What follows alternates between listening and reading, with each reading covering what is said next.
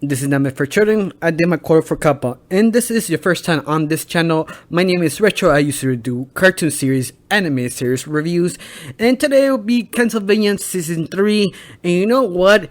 It become really interesting. It's one of those things that people got complained about Season 2 that they thought was sort of boring because how kind of draggy it was and how eccentric trying to understand the characters. And to be fair, I enjoyed Season 2. I mean, I really did. But I can see why people weren't that into it. But Season 3 sort of fixed that because it decided to divide about 5 different storylines of different characters to see who they do next and sort of develop them from there.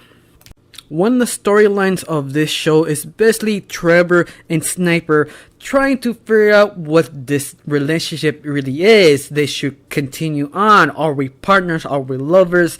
On top of that, you also find out that everyone who was under Dracula's domain now trying to kill each other to see who to be the next big bad, the next leader. And Trevor and Sniper, they try and figure out, okay, we have to kill all of them, or we go town to town to fix this, but at the same time, they don't have a roadmap, they just kind of confused. And on top of this, you have to deal with this sort of crazy monks who actually have something wrong with them that was being possessed of this other demon. They also have this sort of, could be kind of magic item that allow them to teleport different places, but I don't know what it's for, if it's real, and you have all the things going around, and you found this very interesting, especially with Trevor. Like, he had sort of problems to understand the relationship. Like, he really wanted to break it off because he felt this is pointless because he doesn't need it, but in the end he does need it because he has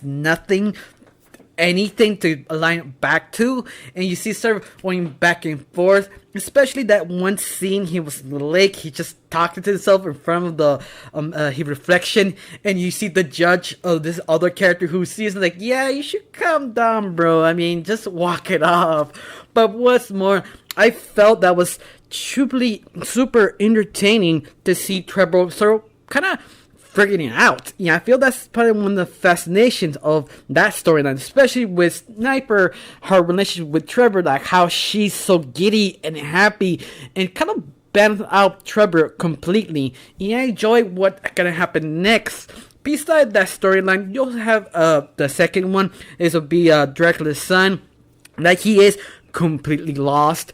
I mean, he has nothing else to do. He's just eating, talking to himself with dolls. His 2 best friends, he make dolls and talking. I mean, wow, he needs to get out. But at the same time, why bother? He really doesn't need food that much. So, like, he's like a slump. But like, if someone interrupt this slump because they're looking for someone to train them to stop that Japanese vampire, they have a problem. But the twist is, the Japanese problem they have, it was sort of solved on Season 2, and they didn't find out till right now. So the son of Dracula and these new warriors, they're trying to figure out what to do next, but the only problem is the Japanese vampire had other villains beneath her, so now they have to figure out how to get rid of them, but they're not trained, they don't understand how to.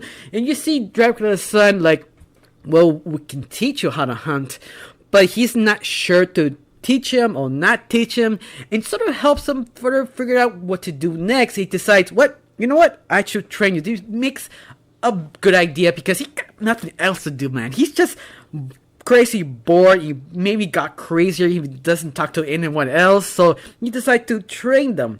I feel that was kind of fun to see how he deals with these emotions and making new friends to help him become a better, at least active person, because the Dracula's son is kind of losing it.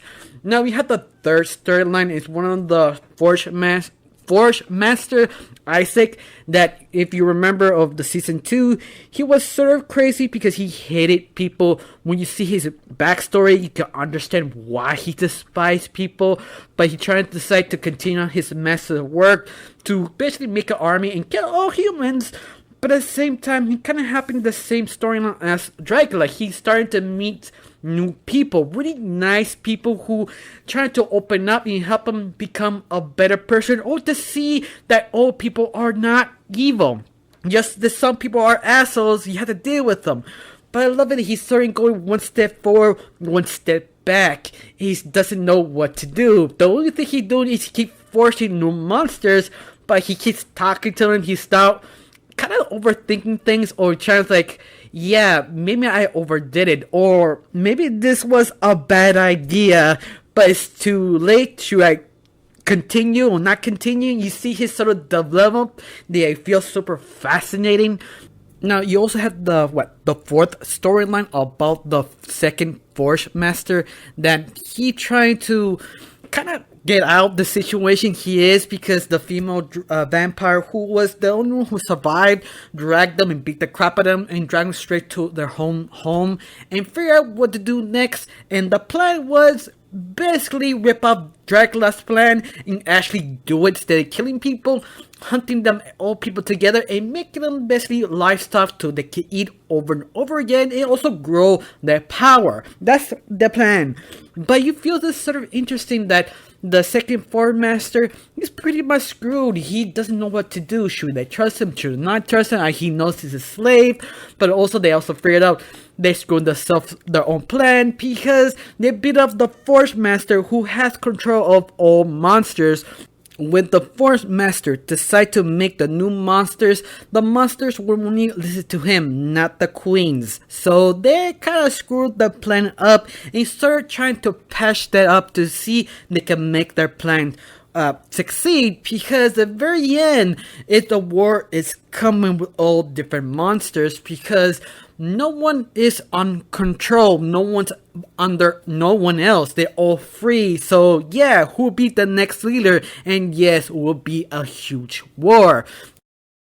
Besides that, I enjoyed this season. It was fun, it was interesting, and I love the planning that they divided this 4 or 5 storylines.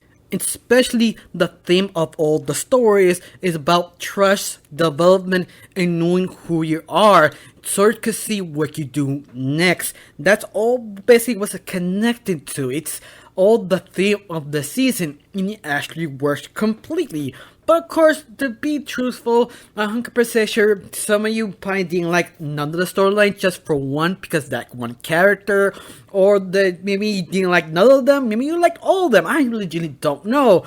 But at the end, I feel this is the best way to do it, because Dracula does not have that much story. Usually to repeat the same story over and over again, just stop Dracula, and that's it. So I'm kind of amazed what they did with this season and many other seasons besides that.